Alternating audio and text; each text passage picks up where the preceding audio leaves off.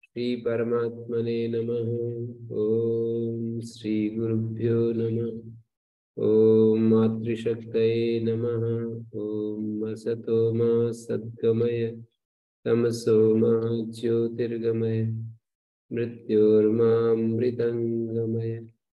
ओम शांति शांति शांति। उपनिषद कक्षा 406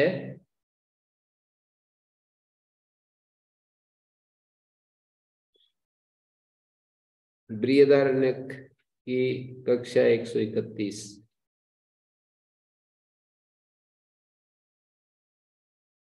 131 है ना।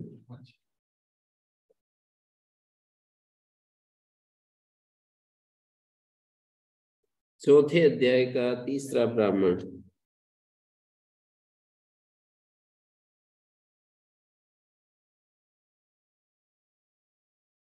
तो इसमें ये बात चल रही थी, इस मंत्र संख्या 20वें की भूमिका नहीं, 20वें मंत्र के बारे में कुछ बात चल रही है। 20वें मंत्र का व्याख्यान चल रहा है। उसमें यहाँ 963 पेज पर एक बार देखे। एवं अत्यंत प्रक्षीयमाणा अविद्या उद्भूता च विद्या। जब अत्यंत क्षीण अवस्था में पहुंच जाती है अविद्या और विद्या प्रकट हो जाती है। सर्वात्म विषय यदा, सर्वात्म विषयक जब हो जाती है, सर्वात्म विषयिणी विद्या का उद्भव हो जाता है, तदा स्वप्ने भी तद्भाव भाविता। तो स्वप्न में भी तद्भाव भावित अहमेविदं सर्वोऽस्मीति मन्यते, उस भाव से भावित हुआ, क्योंकि जागृत अवस्था में जो विचार, जो वृत्ति दृढ़ होती है, वही स्वप्न में भी हुआ करती है। तो अहमेविदं सर्वम सर्वोऽस्मीति मन्यते, स यह सर्वात्म भाव, वही जो सर्वात्म भाव है, स्वस्य आत्मना परमो लोक, इस आत्मा का परम लोक है। सर्वात्म भाव ही इस आत्मा का स्वस्य परमो लोका। परम आत्म भाव स्वाभाविका, परम आत्म भाव स्वाभाविक होता है। यतु सर्वात्म भावाद अर्वाक बालाग्र मात्रम अपि अन्यत्वेन दृश्यते नाहम अस्मीति। सर्वात्म भाव से नीचे, अर्वाक नीचे, बालाग्र मात्रम अपि अन्यत्वेन दृश्यते, अपने को बालाग्र मात्र भी कि मैं ये नहीं हूं, इस प्रकार अन्य रूप से देखता है। मानिए अपने को तत्वमसि से अन्य रूप में देखता है, थोड़ा सा भी भिन्न रूप में देखता है। ना हम अस्मि, मैं वो परम तत्व नहीं हूं। तद अवस्था अविद्या, वो अवस्था अविद्या है। तथा अविद्या ये प्रत्युपस्थापित अनात्म भावालोका, अविद्या के द्वारा जो प्रत्युपस्थापित किए जाते हैं लोक, अविद्या द्वारा प्रस्तुत किए गए जो अनात्म भाव हैं, वे प्रत्युपस्थापित अनात्म भावालोका ते अपरमा स्थावरांता, वे स्थावर पर्यंत लोक अपरम हैं। ते अपरमा स्थावरांता तान संव्यवहार विषयान लोकान अपेक्ष अयम सर्वात्म भाव समस्तो अनंतरो अबाह्य स्वस्य परमो लोका। उन व्यवहार विषयक लोकों की अपेक्षा वह यह सर्वात्म भाव पूर्ण और अंतर्बाह्य शून्य है, वह इसका परम लोक है। अतः विद्या का अपकर्ष और विद्या की पराकाष्ठा होने पर सर्वात्म भाव की प्राप्ति ही मोक्ष है। यहाँ दिखा दिया, ते अपरमा स्थावरांता, अविद्या ये प्रत्युपस्थापिता अनात्म भावालोका ते अपरमा स्थावरांता, वे लोग अपरम हैं, स्थावर पर्यंत हैं, तान सम व्यवहार विषयान, व्यवहार विषय उन लोगों को उनकी अपेक्षा से अयम सर्वात्म भाव समस्त है, अनंतर अबाह्य मानी अंतर बाह्य शून्य है, स्वस्य परमो लोक।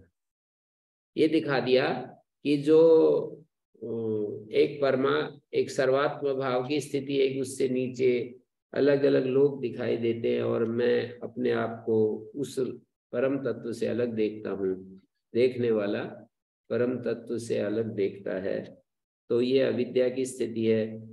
उस अविद्या से जो लोग अनात्म भाव रूप में जो लोग दिखाई देते हैं, आत्मा से भिन्न जो लोकांतर अनुभव में आते हैं, ते अपरमा स्थावरांत, स्थावर पर्यंत वे अपरम हैं। तो उन व्यवहार विषयक लोगों की अपेक्षा सर्वात्म भाव पूर्ण है, समस्त है, अनंतर बाह्य अबाह्य है, मतलब अंतर बाह्य रहित है, स्वस्य परमोलोक। तस्माद अपकृष्यमाणायाम अविद्यायाम, तो अविद्या तो क्षीण होती जा रही है, अविद्यायाम से काष्ठाम गतायाम, और विद्या निरंतर बढ़ती जा रही है। सर्वात्म भाव मोक्ष, सर्वात्म भाव मोक्ष जो है वो सर्वात्म भाव मोक्ष, सर्वात्म भाव मोक्ष जो है ना, उसकी प्राप्ति, विद्या की पराकाष्ठा होने पर सर्वात्म भाव की प्राप्ति ही मोक्ष है। यथा स्वयं ज्योतिष्वम स्वप्ने प्रत्यक्षता उपलब्धते तद्वत विद्या फलम उपलब्धते। जैसे स्वयं ज्योतिष्व स्वप्न में प्रत्यक्षता उपलब्ध होता है, वैसे ही विद्या का फल उपलब्ध होता है। 963, अब 264 पर चलेगा।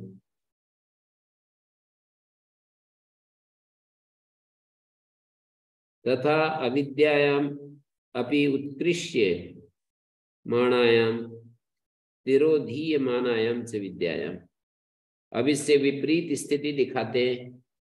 अविद्या जो है उत्कर्ष को प्राप्त, अविद्या जब उत्कर्ष को प्राप्त, अविद्यायाम अपि उत्कृष्य मानायाम, वो उत्कर्ष को प्राप्त होती जाती है और विद्या तिरोहित होती जाती है। अविद्या फलम प्रत्यक्षता उपलब्धते, तो अविद्या का फल प्रत्यक्षता उपलब्ध होता है।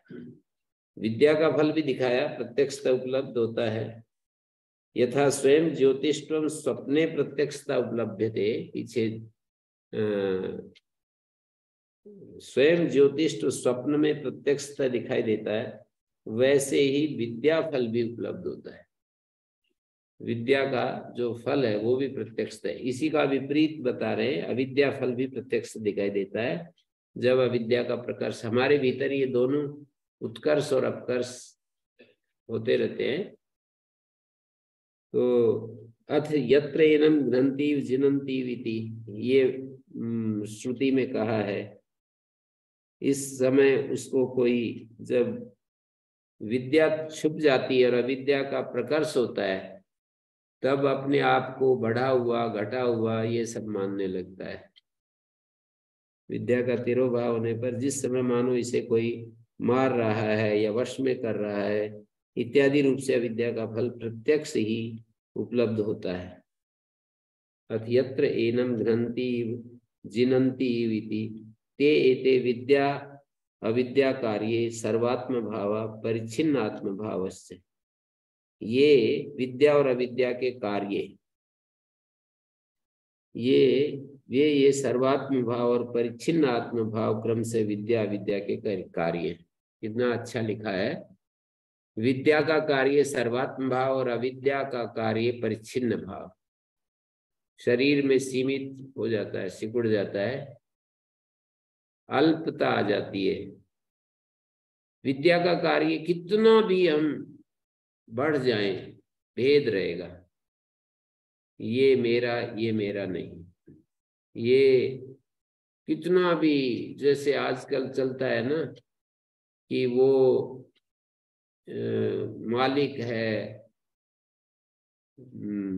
16 करोड़ का मालिक है, ऐसे ऐसे शब्द सुनने को मिलते हैं। वो भी अल्प स्थिति है। हाँ जी, ऐसा कहते हैं कि जब कोई व्यक्ति कहता है कि ये मेरा, उसने कितना को छोड़ दिया, जरा सा को मेरा हो गया, बाकी कौन कहते हैं? तो ऐसा कुछ हाँ, सभी लोग, स्वामी परमानंद जी भी कहते हैं ना ऐसे ही, वो जो अखंड धाम वाले।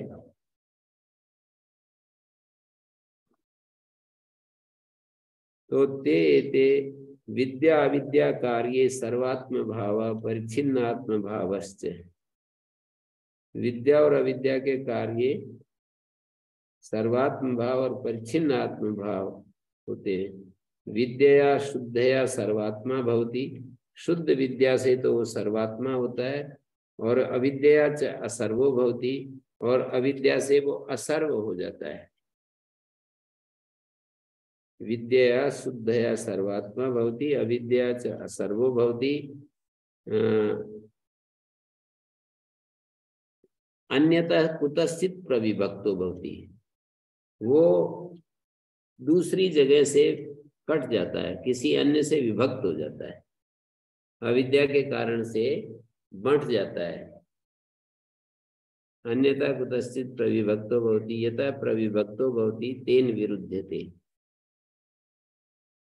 तो और जिससे विभक्त होता है उसके साथ उसका फिर विरोध हो जाता है। जो जिसको अपना मानता है उसके साथ तो अविरोध की स्थिति रहती है, पर जिससे वो विभक्त हो जाता है, अलग हो जाता है, तो उसके साथ विरोध हो जाता है, वहां फिर ताल ठोकने लगता है। यतः प्रविभक्तो तेन विरुद्धते विरुद्धत्वाद हन्यते, और विरुद्ध होने से फिर वो मारा जाता है, और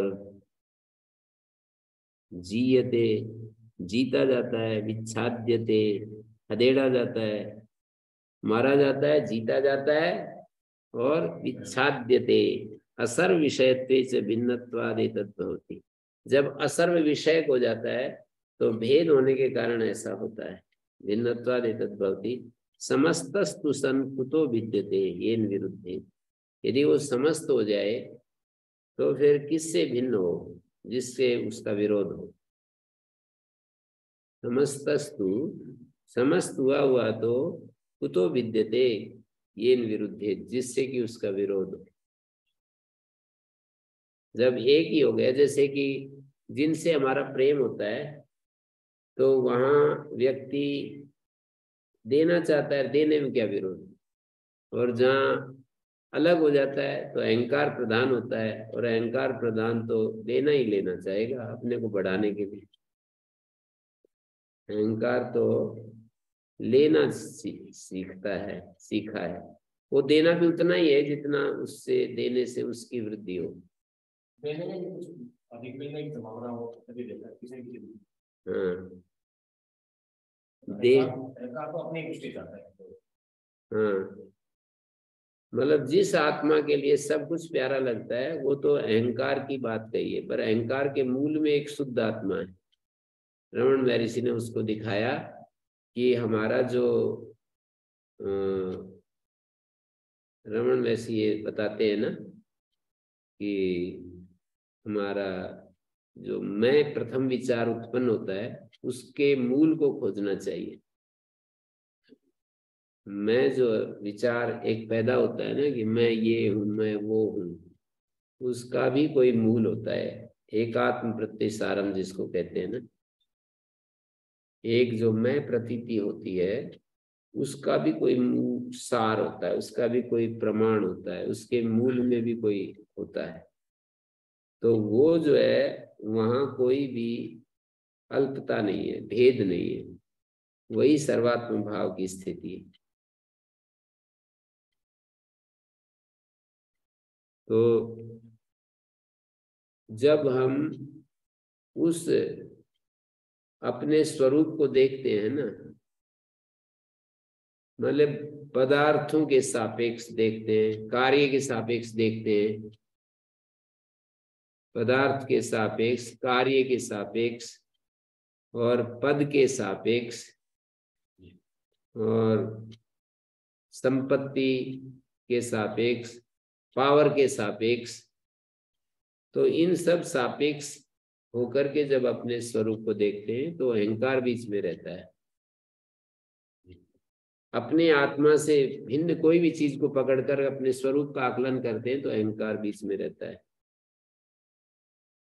और किसी के सापेक्ष अपने को देखना छोड़ देते हैं तब वहां शुद्ध आत्मा उपस्थित रहता है।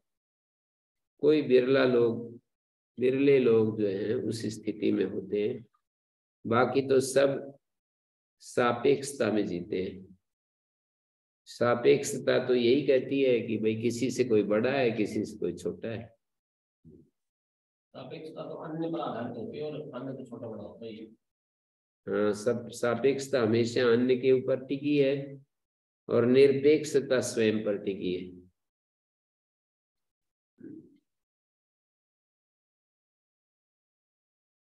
असर विषयत्वे से भिन्नत्वाद एतद्भवति समस्तस्तु तत् सन कुतो विद्यते येन विरुद्धे। समस्त जब पूर्ण होता है तो किससे भिन्न हो? जिसके के साथ विरोध हो। विरोधाभावे केन हन्यते जीयते विच्छाद्यते। जब किसी के साथ विरोध ही नहीं तो किसके द्वारा वो मारा जाएगा, जीता जाएगा, नष्ट किया जाएगा, खदेड़ा जाएगा। अतएदम अविद्याया सतत्व मुक्तम भवति। ये अविद्या का सार तत्व बता दिया। सर्वात्मानं संतम असर्वात्मत्वेन ग्राहयेत्। अविद्या का सार तत्व है कि सर्वात्मा होते हुए भी, आत्मा तो सर्वत्र व्यापक है ना, सर्वात्मा होते हुए भी असर्वात्मत्वेन ग्राहयति, असर्वात्म रूप में ग्रहण कराती है अविद्या। आत्मनो अन्यत् वस्तुअंतरम अविद्यमानम प्रत्युपस्थापयति। आत्मा से भिन्न जो वस्तुअंतर है उसको, अविद्यमान जो वस्तुअंतर है उसको प्रत्युपस्थापयति, उसको उपस्थापित करती है। आत्मनो अन्यत् वस्तुअंतरम अविद्यमानम प्रत्युपस्थापयति। आत्मानम असर्वम आपादयति। अपने आत्म स्वरूप को असर्व रूप में दिखाती है। आत्मा से भिन्न वस्तुअंतर को दिखाती है। ये वस्तुअंतर ही तो है सारी चीजें, सारे शरीर, सारे जड़ चेतन जगत, तो आत्मा से भिन्न वस्तुअंतर को दिखाती है। इसमें आत्मा ही आत्मा दिखता रहे, सर्वत्र फैला हुआ आत्मा ही दिखता रहे तो वस्तुअंतर नहीं दिखेगी ना। वो जो देश तीन परिच्छेद से रहित है आत्मा, देश परिच्छिन्न नहीं, काल परिच्छिन्न नहीं, वस्तु परिच्छिन्न नहीं, तो मैं दूसरी वस्तु दिखेगी तो आत्मा परिच्छिन्न कहलाएगा उस वस्तु से। भाई ये वस्तु आत्मा नहीं है। जैसे अन्योन्य भाव होता है नैयायिकों के यहाँ कि भाई घट पट नहीं है, पट घट नहीं है, तो यही भिन्नता आत्मा में भी देखने लगते हैं कि ये आत्मा नहीं है, ये सर्वत्र एक दृष्टि से हमको ये यात्रा करनी पड़ती है। पहले तो नेति नेति के द्वारा, जिसको हमने आत्मा समझ लिया ज्ञान के कारण, अज्ञान के कारण जिसको हमने आत्मा समझ लिया, माने उन सब का अध्यारोप कर लिया, उन सबको अध्यारोप इसीलिए कि आत्म तत्व को शुद्ध रूप में पहुंचाने के लिए, प्राप्त कराने के लिए, तो हमने आरोपित कर दिया शरीर के ऊपर, मन बुद्धि इंद्रियों के ऊपर, अपने कार्य के ऊपर। मैं ऐसा हूं, मैंने ये किया है, वो किया है, मैं इतना अपने कार्यों का आकलन हम करते ही हैं, दूसरों के सामने बखान करते ही हैं। तो ये जब करते करते अध्यारोप हो जाता है तो इसका सबका अपवाद जब करते जाते हैं कि ये तो मैं नहीं, ये तो मैं नहीं, ये तो मैं नहीं, तो सब कुछ का विरेचन करने के बाद, त्याग करने के बाद जो बचता है साक्षी मात्र, दृष्टा मात्र, वही आत्मा है। और वो साक्षी मात्र फिर स्थिर हो जाता है, सर्वत्र वही दिखने लगता है। एक बार हमने इस दिखने वाली चीजों पर आत्मत्व का आरोप कर दिया, पर दिखने वाला तो आत्मा होता नहीं है, अब दिखने वालों को ही, पदार्थों को ही आत्मा कह दिया। फिर वो दिखने वाली चीजों का रेचन करते करते देखने वाला मात्र बच गया, वो आत्मा है। और वही देखने वाला मेरे भीतर भी वही मौजूद है, सर्वत्र वही मौजूद है, वो देखने वाला ही फिर रह जाता है। दिखने वाली चीजें दिखने वाली चीजें हमारे ध्यान में, हमारे ज्ञान में न रहकर देखने वाला ही सर्वत्र दिखाई देता है। देखने वाला भी तब तक ही देखने वाला जब तक देखने के लिए वस्तु है। व्यवहार काल तो ऐसा ही है ना। ठीक है, व्यवहार काल में तो स्वयं का भी बोध होता ही है, वस्तु का भी बोध होता ही है, इसके पीछे तो ये किया जाता है ना। व्यवहार काल को अब ऐसे अपने अपने अनुभव के अनुसार सब व्याख्या करेंगे कि ये रहता है, ये रहता है, ये रहता है। सब जो व्याख्याएं होंगी सबके अपने अपने अनुभूतियां हैं, उनके आधार पर होंगी।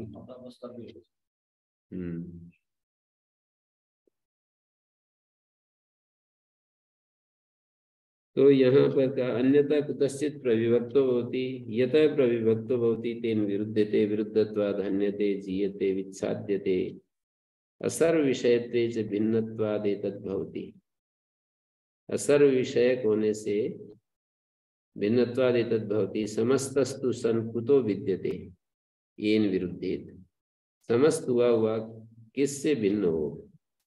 अतः इदम अविद्याया सतत्वम् उक्तम भवति। सर्वात्मानं संतम, सर्वात्मा होते हुए असर्वात्मत्वेन ग्राह्यति। अविद्या सर्वात्मा होते हुए भी असर्वात्मा के रूप में ग्रहण कराती है अविद्या। आत्मनो अन्यत् वस्तुअंतरम अविद्यमानम प्रत्युपस्थापयति। आत्मा से भिन्न वस्तुअंतर को प्रत्युपस्थापित करती है अविद्या। ये कोई एक विस्थिति जो है ना, जो आचार्य शंकर की होगी या रमण महर्षि, तब सही पता लगेगा कि उनकी क्या स्थिति थी। अब ये महर्षि दयानंद जैसे लोग तो मानी आत्मा में सर्वत्र परमात्मा है और आत्माएं अनंत हैं और वो परिच्छिन्न है और उनमें सर्वत्र परमात्मा है, उसके प्रति आत्मा को भक्ति भाव रखना चाहिए। ये थियरी है। व्यवहार में यम नियम का आचरण होना चाहिए और निरंतर उसकी भक्ति और रोजाना उसका एकांत में ध्यान होना चाहिए और यम नियम का व्यवहार काल में पूरा पालन होना चाहिए और अविद्या का नाश और विद्या को सदा बढ़ाते रहना चाहिए। ये उनकी दृष्टि है। मतलब उन्होंने जो उसका आर्य समाज के 10 नियम गिनाए हैं ना, सारी दृष्टि उन्होंने अपनी बांध दी है। तो वो सर्वत्र परमेश्वर को उपास्य के रूप में देखते हैं, अपने को सर्वत्र नहीं देखते, परमात्मा को सर्वत्र उपास्य, अपने उपास्य के रूप में देखते। भक्ति दृष्टि कैसी होती है? आचार्य शंकर अपने जब अविद्या हटती जाती है तब अपने शुद्ध आत्मा को सर्वत्र व्यापक देखते, परिच्छिन्नता चली जाती। शरीर से जो बंधा हुआ था ना स्वरूप, वो हट जाता है।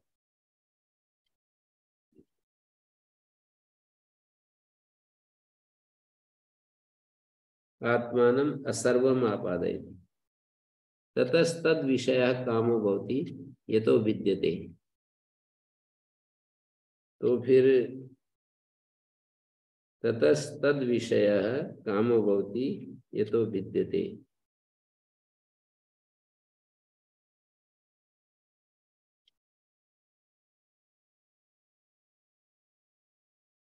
तद विषय कामो भवति यतो विद्यते। तद विषय कामो भवति, जिससे भेद मानता है उसके विषय में कामना होती है। ततः मानी उसके बाद तद विषय कामो भवति, उस विषय कामना होती है जिसको वो अपने से अलग देखता है। ओम आचार्य जी। जी जी। ये स्वामी दयानंद जी की दृष्टि जो उन्होंने लिखी है, ये पता नहीं, जो मैं थोड़ा पूर्वाग्रह से ग्रसित नहीं होता, परंतु मैं कहना चाह रहा हूँ कहाँ से लिख दी, कैसे लिख दी, ये समझ में नहीं आ पा रहा। क्योंकि अगर जीव को अकेले को देखते हैं तो संसार समाप्त, यानी कि वो एक ही मात्र रहता है और अगर अपने आप को परमात्मा में अगर विलीन कर देते तो भी एक ही रहता है। और वो दो कैसे रह जाएंगे, उपास्य और उपासक कैसे रहेंगे, ये समझ में नहीं आ पा रहा। नहीं, वो लोहा और अग्नि जैसे एक हो जाते हैं, लेकिन फिर भी तत्वतः दो रहते हैं ना, ऐसा उनकी दृष्टि है। ये लोहा, निर्बीज समाधि अवस्था में, निर्बीज समाधि इतनी कुछ अवस्था भी में चाहे समाधियां जीव, हों, उनकी दृष्टि बता रहा हूं, उनकी तरफ से बोल रहा हूं कि जैसे लोहा और अग्नि दो पदार्थ हैं, लोहा और अग्नि दो पदार्थ हैं, वो एक हो जाते हैं, और एक होने के बाद भी दो बने रहते हैं। पता नहीं ये स्वरूप से लोहा कोई और कुछ थोड़ी हो जाता है, लोहा तो लोहा रहता ही है। हूँ, यानी कि मैं हूँ, अस्मि भाव में भी एक ही आप रहता अपने है। हिसाब से मत देखो, स्वामी दयानंद की दृष्टि जो है उसको देखो कि वो क्या कहना चाहते हैं। तो शंकर जी ने भी तो यही कहा है, तो वो भी तो अपने आप में, यानी कि मैं ये इसमें, नहीं, यानी कि आचार्य पता नहीं। शंकर तो स्पष्ट है कि वो आत्मा के एकत्व को मानते हैं। ये जो जिसको हम जीव कहते हैं, इन सब में भी एक आत्मा है, और जीव का मतलब बुद्धि में, अंतःकरणों में आत्मा की उपस्थिति। जिसको अंतःकरण का है उसको वो स्वामी दयानंद जी जीव कहते हैं। जिसको अंतःकरण कहते हैं वो उसको स्वामी दयानंद जी जीव कहते हैं। अंतःकरण अनादि है, अंतःकरण टूट जाता है, ऐसे ही जीवत्व भी भग्न हो जाता है।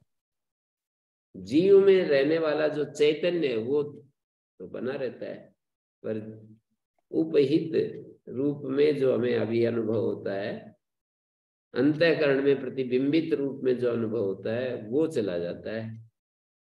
सर्वत्र उस एक ही तत्व की विराजमानता, स्वामी दयानंद उसको ईश्वर कह देते हैं, वो उसको आत्मा कह देते हैं। ज्यादा सा तो अंतर नहीं दिखता आखिर में, पर कोई शब्दों के पीछे ही पढ़ करके यूं कहेगा कि वहां दो हैं, चाहे अग्नि और लोहा एक हो गए, फिर भी कितना ही एक हो जाओ, दो हैं तो कह देंगे हाँ ठीक है दो है। क्या बिगड़ता है सर जब आग्रह कोई करे। आखिर में आपका यही हैं? यही हो, ठीक है स्वामी जी। क्या कह एक रहे हो? तो ही है जी, देखो जी हम तो अपना अनुभव बताते हैं जी, देखो चाहे कुछ भी हम एक ही मानने लगे, चाहे आपके उससे प्रभावित लगा लो और चाहे अनुभव लगा लो, चाहे मैं एक तो प्रभाव। सारे मैं तो सारों सारों की बात कर रहा हूँ, मैं कहीं एक एक तरफ थोड़ी झुका हुआ हूँ। झुकना पड़ेगा जी। ठीक है जी, ओम स्वामी। स्वामी जी, जी हाँ, ये जो जीव और आत्मा की बात हो रही है, स्वामी दयानंद की भी और शंकराचार्य की भी, तो सत्ता तो आत्मा की ही है ना, हाँ। तो फिर वो जीव का क्या स्टेटस है? मतलब आत्मा, जैसे उसको दो क्यों, उसको एक तत्व क्यों मान रहे हैं? नहीं, आत्मा की सत्ता एक, आत्मा अनंत है, उनकी दृष्टि तो स्पष्ट है ना। आत्माएं अनंत हैं, उनकी उनकी ज्ञान उनका ज्ञान अलग अलग है, उनकी इच्छाएं अलग अलग है, उनके सुख दुख अलग अलग है, उनके संस्कार अलग अलग है। जीव अनंत है, और ये सृष्टि उन जीवों के लिए ही भगवान ने बनाई है, ईश्वर ने बनाई है। और ईश्वर सर्वशक्तिमान, सर्वज्ञ, सबका दृष्टा सृष्टा, इस सृष्टि को देखने वाला, ऐसा ऐसा है। और आचार्य शंकर की दृष्टि से देखेंगे तो कहेंगे कि व्यावहारिक दृष्टि से स्वामी दयानंद ने जो जो कहा है वो सब कुछ है, लेकिन अंततः अंतिम चीज जब देखेंगे जा करके तो एक ही आत्म तत्व शेष रहता है। सारे सब कुछ ये जाते रहते हैं और वो एक ही आत्म तत्व बच जाता है। तो फिर ये दो मतलब नहीं है ना, कहते हैं ना कि ये तो इल्यूजन है, ये संसार, ये जीव, ये क्योंकि एक इल्यूजन है, इसकी वजह से हमें दिखता है, ऐसा ऐसा है नहीं। वो तो सब ठीक है, ये तो ज्ञान होने के बाद इल्यूजन दिखता है शंकर की भी शब्दावली में। जब तक ज्ञान नहीं होता है तब तक तो आरोपित बात होगी। इल्यूजन मान लो, इसको मान लो, जैसे कि कह देते हैं कि भाई सर्वत्र ईश्वर को मान लो। तो अभी मानने की बात जब होती है कि सब जगह ईश्वर है, मान लो इसको, हम जानते थोड़ी है सब जगह ईश्वर है। तो इल्यूजन को हम जानते थोड़ी है, मान लो बस, यदि आचार्य शंकर हमें कहते हैं कि ये सब इल्यूजन है, तो हम केवल मानते ही तो हैं उनकी इस बात को, हम जानते थोड़ी है कि इल्यूजन है। इल्यूजन तो तब पता लगेगा जब हमारी आंखें खुल जाएंगी। स्वप्न के समय हमें कोई कहे कि तुम इल्यूजन में हो, तो हम मानेंगे क्या? पर हमें इतनी समझ आती है कि ये चीज अनित्य है, ये जो जीव है, ये सारा इतना समझ थोड़ा आता है कि ये अनित्य नहीं, ये है। तो आप कह रहे हो अनित्य है, स्वामी दयानंद थोड़ी अनित्य बताते हैं। हाँ, वो मैं समझना चाहती हूँ कि वो क्या कहते हैं। वो कहते हैं कि नित्य है, जीव नित्य है, ईश्वर नित्य है, प्रकृति नित्य है, तीन चीज अनादि अनंत है। और आचार्य शंकर ये कहते हैं, अपने अपने उपनिषदों के आधार पर कहते हैं, उन्होंने निर्णय, उनका दर्शन उपनिषद दर्शन है। आचार्य शंकर का जो दर्शन है वो उपनिषद दर्शन है। वो किसी कपिल नैयायिकों को आंशिक रूप में ही महत्व देते, पूर्ण रूप से उसको नहीं स्वीकार करते। केवल एक ब्रह्म सूत्र को भी, और उन्होंने जो व्याख्या की है उसको, उन्होंने उपनिषद को जो समझा है वही उनका दर्शन है।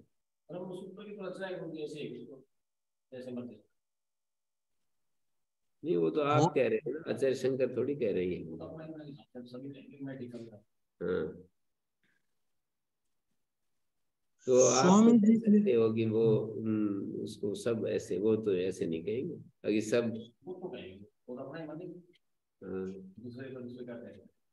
हाँ, तो वो तो यही कहेंगे कि जो हमने विचार किया है उसके अलावा और कोई अर्थ हो ही नहीं सकता।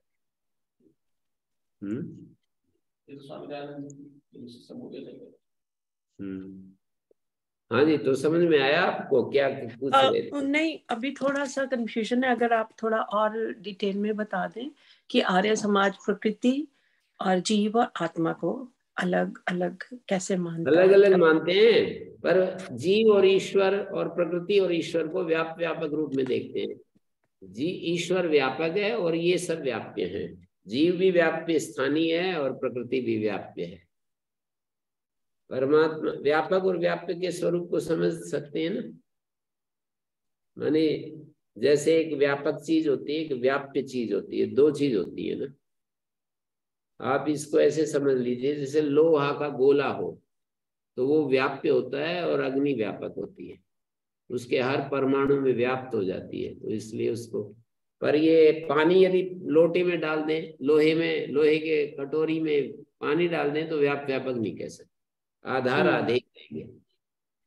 ये पानी आधे पदार्थ है और लोटा आधार पदार्थ, व्यापक नहीं दिखा सकते हो वहां पानी को। लेकिन अग्नि यदि लोटे में अग्नि भर दे तो आप आधार आधे रहते हुए भी व्यापक में बदल जाता है।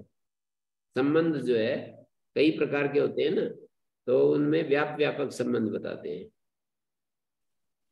एक दृष्टि से आधार आधे भी हो सकता है, परमात्मा के ऊपर ही सब कुछ टिका हुआ है, तो आश्रयत्व इन परमात्मा सब का आश्रय है और ये जीव और जगत सब उसके आश्रित है। इस दृष्टि से वो आश्रयी है। स्वस्वामी भी कह सकते हो, परमात्मा स्वामी है और हम सब उसके स्व है। We are the possessions and he is the possessor। ये एक संबंध हम मान सकते हैं, व्यापक मान सकते हैं। पिता पुत्र का संबंध जीवों और ईश्वर के बीच में कोई संबंध यदि कल्पना करके देखे तो पिता पुत्र का संबंध, माता पुत्र का संबंध, भाई भाई का संबंध, सैनो बंधुर जनिता सविधाता, वो बंधु है, वो हमारा जनक भी है, वो विधाता कर्मफल दाता भी है, सब कुछ है। तो ऐसे बहुत सारे हमारे जीवों के साथ उसके रिलेशन है, अलग अलग रिलेशन है। तो ये स्वामी दयानंद की दृष्टि है, ये भी अच्छी है, भक्त की दृष्टि है उनकी, जो एक भक्ति पथ है ना, उस तरह की दृष्टि है।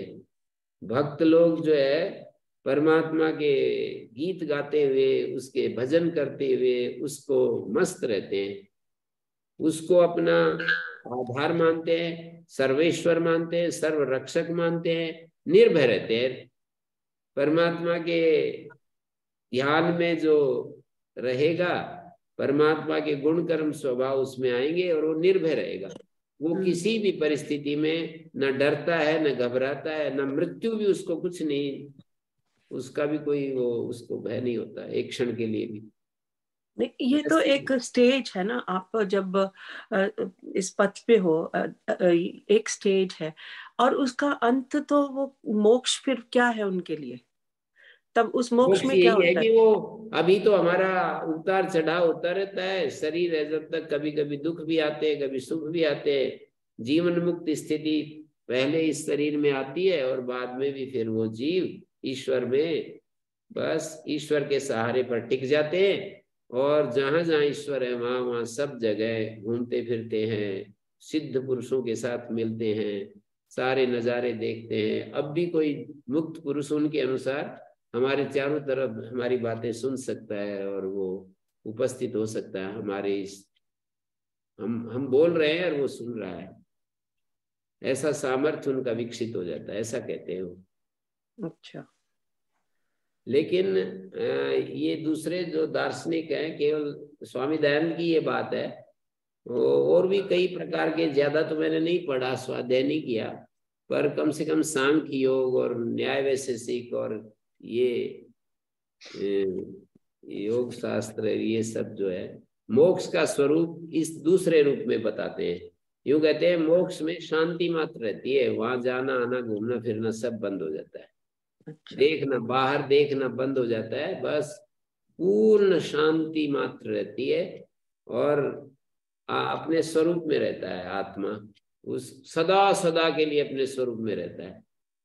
वो सारे दुख का अंत हो जाता है और पूर्णानंद, उस तरह का पूर्णानंद कहते हैं जिसमें कि किसी प्रकार का भी फ्लक्चुएशन नहीं है, नीचे आना नहीं है, एक ही स्टेबल स्थिति होती रहे और सदा उसी स्टेबल स्थिति में बने रहते।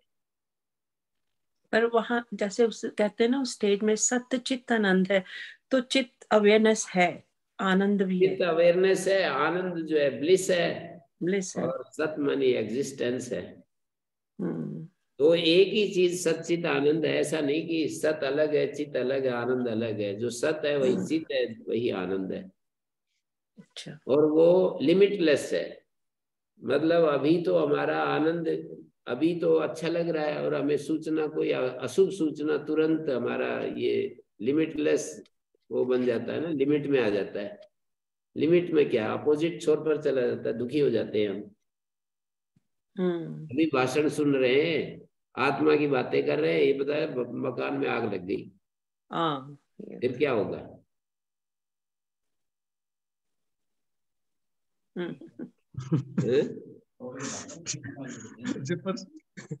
सही है जी, हैं? सही है जी, जो होगा वो आपको तेज उदाहरण देना नहीं चाहता हूँ कि अशुभ शब्दों का क्यों उच्चारण किया, कोई मर गया, कोई यूं हो गया। मैं जानबूझ करके उन शब्दों का, ज्यादा अशुभ शब्दों का, मैं काम चल रहा है छोटे से ही, तो क्यों अशुभ शब्दों का उच्चारण किया? परीक्षा है जी, अशुभ नहीं है जी, परीक्षा है कि हम कितने स्थिर हैं जी। अभी तो हम ये सोचते हैं कि मोक्ष हो गया तुम्हारा, जैसे आपके व्याख्यान सुनते हैं और ये सोचते हैं कि बस मोक्ष हो गया, और तुरंत अगर कोई ये कह दे कि ये आप वाली बात, तो फिर देखते हैं जी कहाँ तक मोक्ष हुआ है। ये परीक्षा है जी, सही है जी। नहीं तो सतचित आनंद तो हमारा स्वरूप है, लेकिन आनंद तो एकदम एक झटके में इधर से उधर हो जाता है। स्वरूप, स्वरूप से हम हट जाते हैं ना। क्योंकि अब ये हम जीव भाव में है ना, उसी में ही रहते हैं, तो बहुत ज्यादा वो हम पर प्रबल है। तो जीव भाव तो महर्षि दयानंद तो ऐसे ही हो गए थे, जीव भाव से ऊपर उठ गए थे, हमेशा परमात्मा में रहते थे। ना कोई भय बचा था, ना कोई उनको अच्छा। किसी प्रकार का भी कोई उनको परिच्छिन्नता। परिच्छिन्नता अपनी आत्मा की तो महसूस करते थे कि आत्मा परिच्छिन्न है, पर चूंकि आत्मा परमात्मा के सहारे हो गया है पूरा, इसलिए वो मेरा प्रभु सर्वत्र है, तो मुझे अब क्या चिंता है, ऐसे निर्भय स्थिति में चले गए। वो मेरा प्रभु रक्षक है, इसलिए मैं तो सुरक्षित हूं। नहीं, ये एक विश्वास है, या ये फिर विश्वास आगे तो फिर तब तक है जब तक ज्ञान नहीं होता है, तब तक विश्वास है, और जब ज्ञान हो जाता है तो ये अनुभव होता है। अनुभव हो गया। विश्वास तो तब तक है जब तक ज्ञान नहीं होता है ना। परमात्मा हमारा मालिक है, ये सारे विश्वास हैं अभी अज्ञानी आदमी के तो, पर ज्ञानी का अनुभव होता है ये। ओम स्वामी जी। हरिओम। स्वामी दयानंद जी के अनुयायी कितने से भी कितना, चाहे वो सत्यार्थ प्रकाश और ऋग्वेदादि भाष्य भूमिका से इधर से उधर मत होना चाहिए, परंतु जब उसके अनुभव की जब हम बात करते हैं ना, तो वहां पर वो भी शांत रहते हैं। जैसे 5-10 विद्वान बैठे थे और वहां पर ये चर्चा चल पड़ी। मैंने एक ही प्रश्न किया था कि मैं कहा भाई समाधि अवस्था में बताओ क्या दो स्वरूप रहते हैं, तत्वतः भी बता दो। सब शांत। और डॉक्टर राजपाल जो कि ब्राह्मण वाले, उन्होंने भी ये कहा कि भाई वास्तव में नहीं रहते, उन्होंने समर्थन किया। तो इसलिए पता नहीं कैसे कहां से क्या बात है, समझ में नहीं आ पा रही जी। खैर चलो ठीक है जी, आगे। समाधि में दो नहीं, मुक्ति में दो कहा जाता है। तो समाधि में दो नहीं है, मुक्ति में मैंने दो कहा जाता है। हाँ, समाधि में दो नहीं है तो मुक्ति में भी वैसी स्थिति बनी रहेगी, उससे तो कुछ बेहतर ही रहेगी, उससे तो बढ़िया ही रहेगी। हालांकि तो नहीं है। नहीं तो क्या अगर हम कंपेयर करें, आप योग दर्शन में संप्रज्ञात समाधि की बात करते हैं, तो वो क्या वहां तक ही लिमिट थे या आगे आर्य समाज का? योग दर्शन तो दोनों समाधियों की बात करता है, हाँ जी, संप्रज्ञात हाँ जी, हाँ जी, असंप्रज्ञात। हाँ। संप्रज्ञात का मतलब चित्त की 5 भूमियों में क्षिप्त मूढ़ विक्षिप्त एकाग्र भूमि में संप्रज्ञात समाधि होती है, निरुद्ध भूमि में असंप्रज्ञात समाधि होती है। हाँ, नहीं, मेरा कहने का मतलब जो समाधि की बात आर्य समाज करता है, तो वो क्या संप्रज्ञात समाधि तक ही रह जाता है? वहां दो चीजें होती है ना? नहीं नहीं, दोनों समाधि की बात करता है समझ। अच्छा, तो वो कैसे बताएंगे असंप्रज्ञात समाधि को? संप्रज्ञात बता दिया ना कि जीव परमात्मा में लीन हो गया, बस एक हो गया, लोहा अग्नि में एक हो गया। असंप्रज्ञात की बात कर रहा हूँ, लोहा अग्नि में एक हो गया, द्वैत समाप्त हो गया है। तो अब वो मानते हैं ना कि वहां पर द्वैत समाप्त हो जाएगा। हाँ, तो वो तो मानते ही हैं, पर वो यूं इस स्टेटमेंट से तो तुरंत ये दो द्वैत समाप्त हो गया, तो क्या द्वैत समाप्त हो गया, वास्तव में समाप्त हो गया? बोले नहीं, वास्तव में नहीं, द्वैत समाप्त तो हो जाता है, बस लोहा और अग्नि जैसे एक ही हो जाए तो क्या दो चीज समाप्त होगी? तो कहेंगे कि नहीं, दो दिख रही है, एकत्व दिख रहा है, वास्तव में दो है। ओके, ये तो उलट हो गया ना। शंकराचार्य जी कह रहे हैं कि आपको अनेक वो जो दिख रहा है वो इल्यूजन है, तो ये कह रहे हैं कि एकत्व दिख रहा है वो इल्यूजन है। हाँ, एकत्व जो दिख रहा है ना, वो प्रतीति मात्र है, वास्तव में तो दो हैं, ऐसे कहते हैं। प्रतीति मात्र है ये जो एकत्व है ना, ये इल्यूजन का मतलब जो दिखे पर है नहीं, उसी को तो इल्यूजन कहते हैं। तो एकत्व इल्यूजन, एकत्व दो चीजों का एकत्व इल्यूजन, मतलब आत्मा का इल्यूजन नहीं बताते हो आर्य समाज के लोग। आत्मा को इल्यूजन नहीं कहते, जो एकत्व प्रतीति है ये इल्यूजन है। वास्तव में वो दो हैं, पर प्रतीति एकत्व की होती है। वो हम सुन के दोनों चीजें ना कंफ्यूज हो जाते हैं ना। शंकराचार्य जी उसके विरुद्ध कह रहे हैं। और अच्छा स्पष्ट होगा ना। हाँ, क्या कंफ्यूजन है? हमने तो कंफ्यूजन ये है कि वो कह रहे हैं कि फिर सत्य क्या है। शंकराचार्य जी कह रहे हैं कि ये इल्यूजन है, जो अब आपको अनेक दिख रहा है ये इल्यूजन है। स्वामी दयानंद जी कह रहे हैं कि नहीं, जो एकत्व है ना, वो दृष्टि अलग अलग है। वो अलग दृष्टि से कह रहे हैं कि एकत्व प्रतीति इल्यूजन है और वास्तव में तो दो है। शंकराचार्य जो कहते हैं वो अलग दृष्टि से कह रहे हैं। दृष्टियां तो समझनी पड़ेंगी ना। हाँ, यही समझना। मेरे को तो इल्यूजन नहीं लगता कुछ, कोई सा भी नहीं। दोनों में आपको भेद या लगता नहीं कि ये एक दूसरे के विरुद्ध हैं? तो ये नहीं, कैसे, मेरे को तो किस चीज को बिल्कुल सही लगता है, बिल्कुल। वो आत्मा के उस स्थिति को बताते हैं जब, जैसे बिजली एक ही है, चाहे वो 0 वाट के बल्ब में है, चाहे 1 लाख वॉट के बल्ब में, चाहे सूर्य में है, सूर्य में भी तो एक प्रकाश दिख रहा है, चाहे वो 0 वाट के बल्ब में है, चाहे वो 1 करोड़ वाट के बल्ब में, अनंत करोड़ वाट के बल्ब में, बिजली तो बिजली है। ये आकाश की बिजली और ये तारों में जो बिजली बहती है, ये कोई अंतर थोड़ी है। आकाश की बिजली तो अनंत गुना है इससे, अनंत गुना होगी ये तो। वस्तु तत्व तो एक ही है ना। तो आचार्य शंकर यही कहते हैं कि हम, हमारी बुद्धि में जो एक एक जो जीव अलग अलग जो दिख प्रतीति हो रही है ना, वो उन सब में, और जो ऋषि है और जो चींटी है और हाथी है और एक क्रूर मानव है, ये क्या बोलते हैं इनको, उग्रवादी है, इन सब में आत्मा की भिन्नता नहीं है,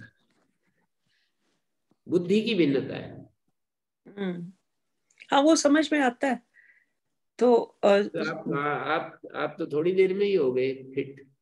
नहीं नहीं नहीं नहीं, रियलाइजेशन नहीं, थोड़ा सा समझ में आता है।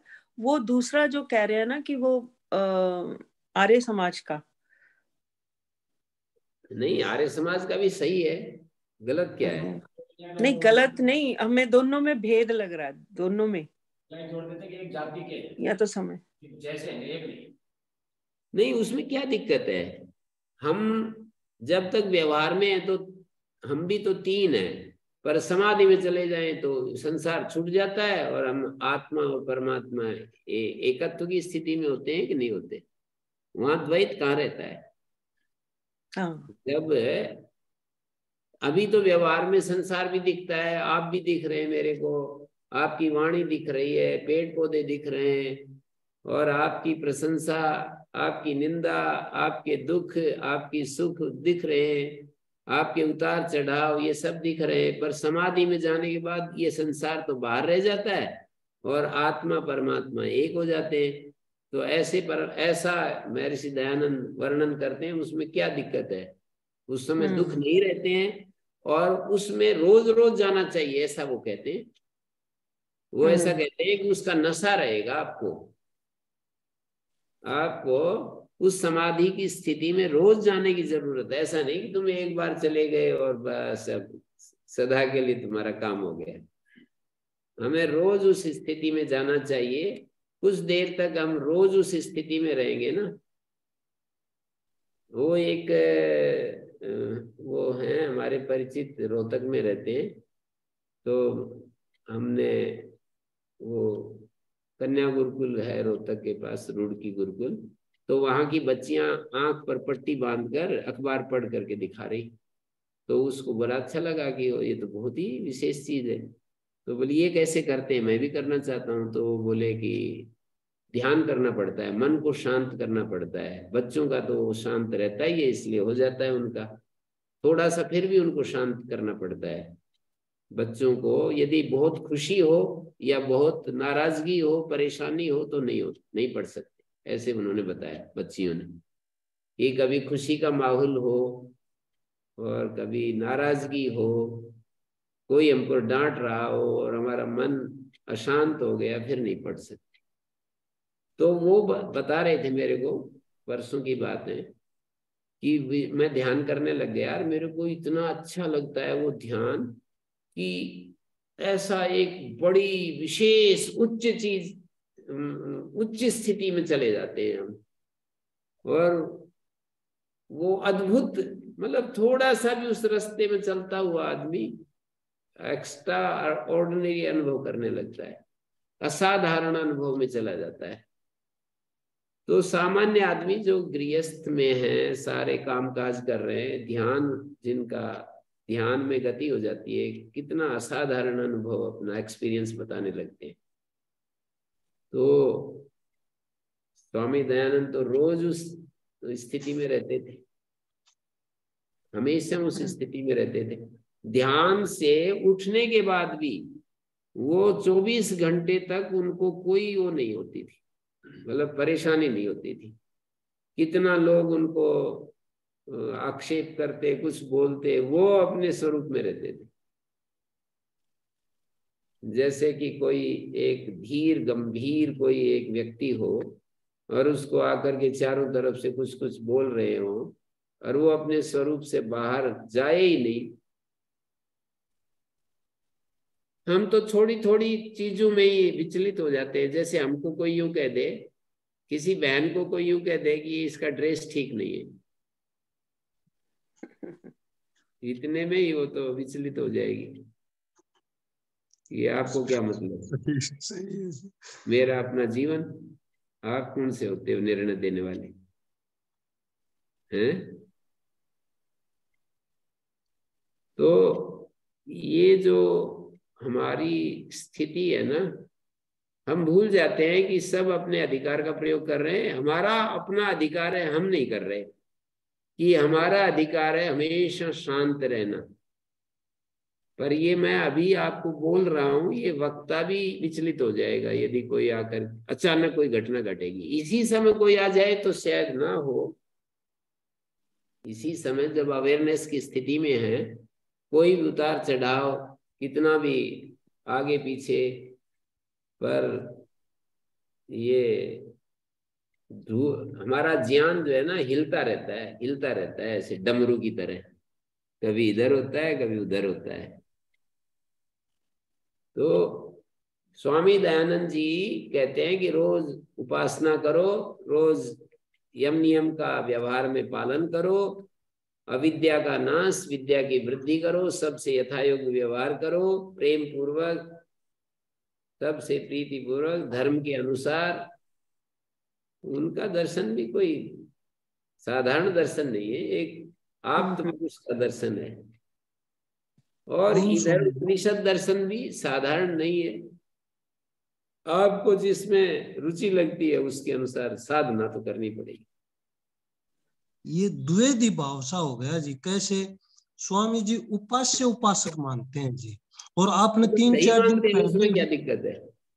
दिक्कत यह है जी 3-4 दिन पहले उपनिषद का उपदेश यही था कि न उपासक है न उपास्य है, बिल्कुल वहां उस समय उस दृष्टि से आप देखें तो ठीक है, वो भी ठीक है। और इधर फिर उपास्य उपासक, यहाँ पर उलझन है जो उपास्य उपासक में। यहाँ तो जी हाँ वो बल्कि ठीक लगता है। जो स्वामी दयानंद जी के अनुयायी हैं, पढ़े हैं, तो यहाँ पर भी नहीं छूट सकते जी। हाँ नहीं, मेरे को तो कहीं पर भी अटकाव है नहीं। देखो सही बात बता रहा हूँ। जो प्रत्यक्ष का विषय है वो उपास्य उपासक में नहीं है जी आपका। नहीं, मैंने प्रत्यक्ष की बात, मैं तो व्याख्या कर रहा हूँ और व्याख्या में ही अटकाव नहीं है मेरे को। मैं एक्सपीरियंस की स्तर की बात थोड़ी कर रहा हूँ, लॉजिकली मुझे अटकाव नहीं है। ओम गुरु जी, हाँ जी। अपना ऋषि दयानंद के हिसाब से गुरु जी समाधि के लिए ईश्वर की सहारा चाहिए। हाँ जी। हम ऐसा कह सकते हैं शंकर जी के लिए समाधि के लिए ऐसा नहीं है? ये तो दो रास्ते गीता में भी बता रखे हैं और इधर भी बता रखे हैं, सांख्य में भी बता रखा है। सांख्य में भी कहाँ ईश्वर का सहारा लिया है समाधि के लिए।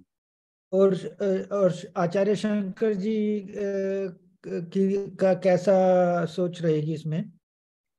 आचार्य शंकर कहते हैं कि ईश्वर हमारे चित्त को शोधन करने के लिए उसके सहारे की जरूरत है। समाधि के लिए तो वो करना है, बस केवल रेचन करना है, जो लिबास उतारने होते हैं, बस मन को शुद्ध करना होता है, मन को स्थिर करना होता है।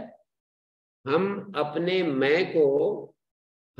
मैं को बस, वो तो गीता में भी कहा है, आचार्य शंकर अलग थोड़ी कहेंगे, उपनिषद में भी है यही बात। ईश्वर के सहारे से हमारा चित्त शुद्ध होता है। सारा गीता यही उपदेश दे रही है ना। ईश्वर के सहारे से हमारा चित्त शुद्ध होगा, निर्मल होगा, और निर्मल चित्त होगा तो फिर स्थिर हो जाएगा।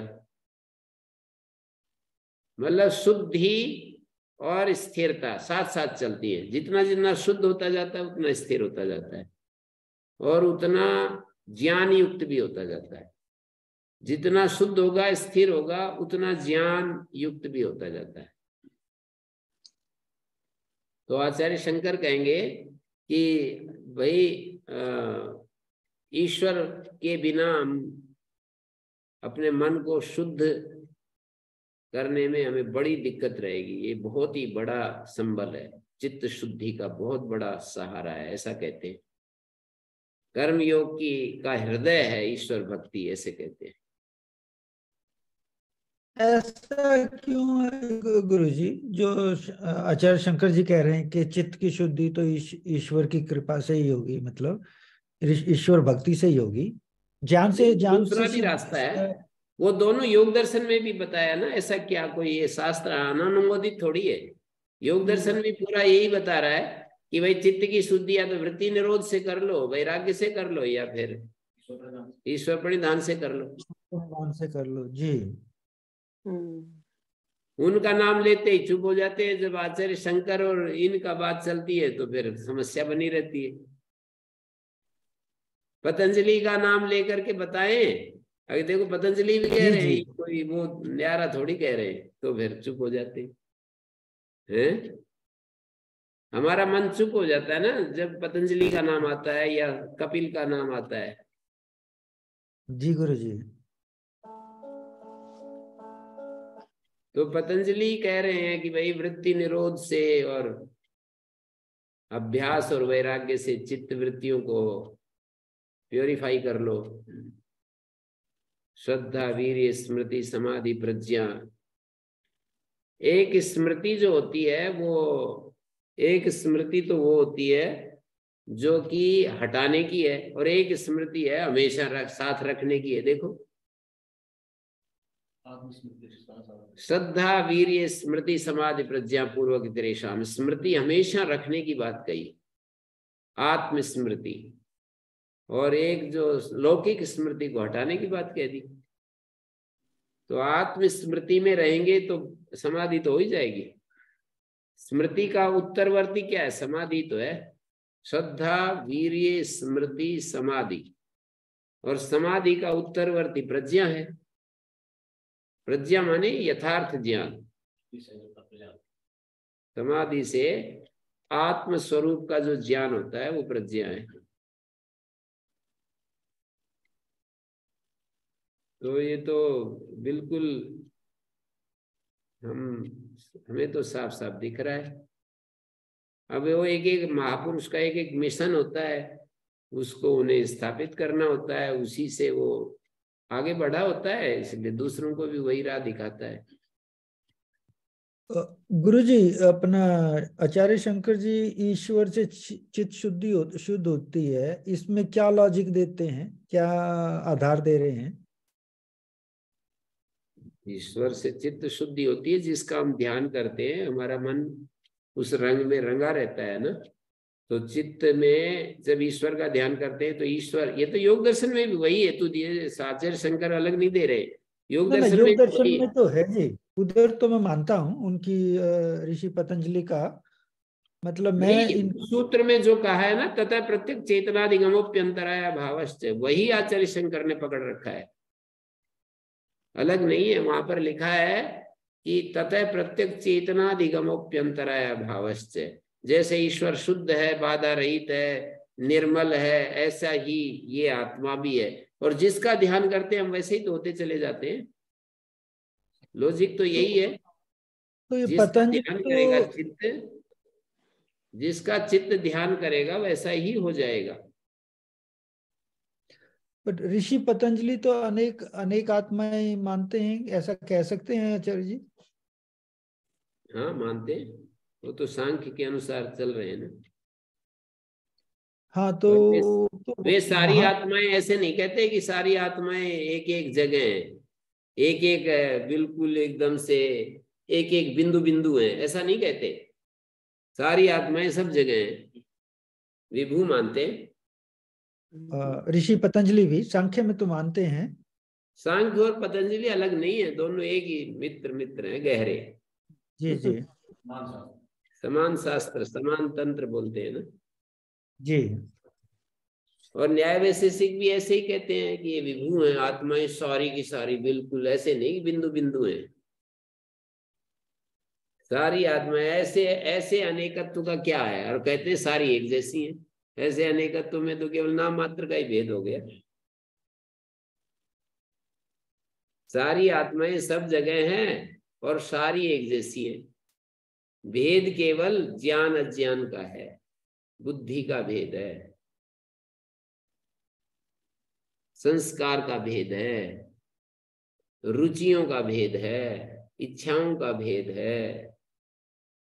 आत्मा में कोई भेद नहीं है, अधिष्ठान का कोई भेद नहीं है। आधे जो उसमें जाकर के ठहरती है ना चीजें, उनका भेद है।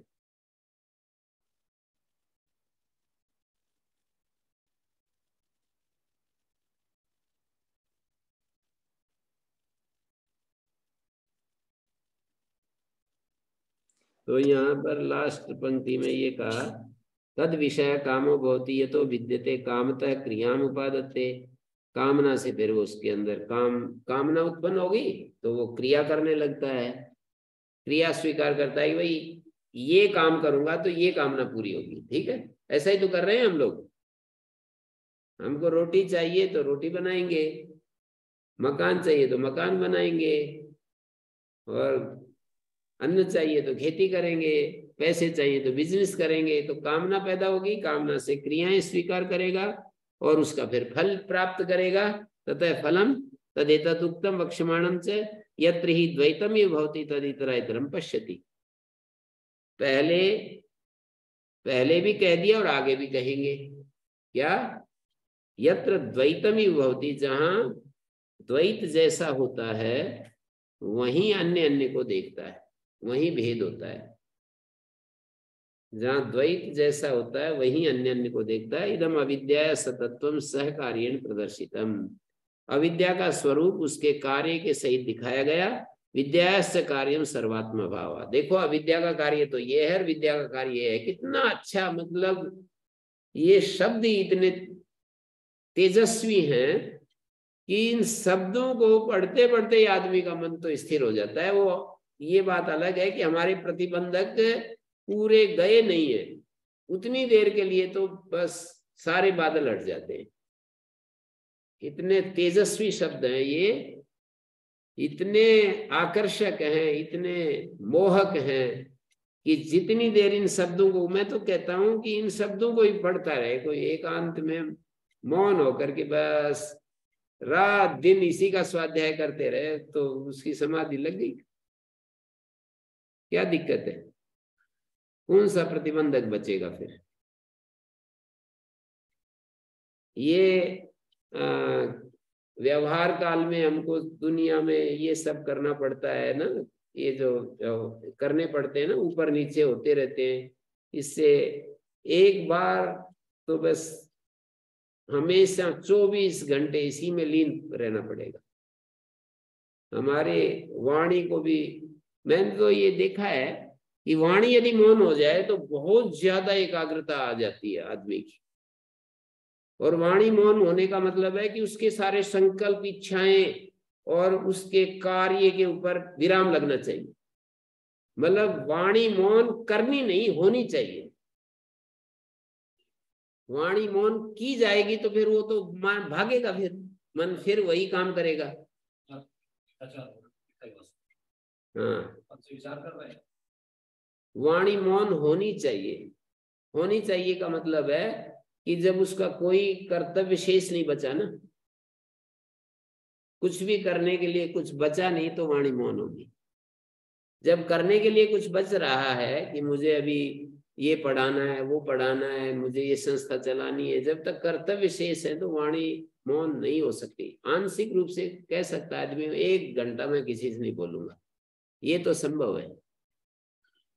1 घंटा नहीं बोलूंगा मैं, उसमें तो संकल्प चलते रहते हैं। हाँ, उसमें भी संकल्प चलते रहते हैं। वाणी मौन तो कहाँ होती है 1 घंटा। 1 घंटा भी हो जाए तो भी बहुत अच्छा है।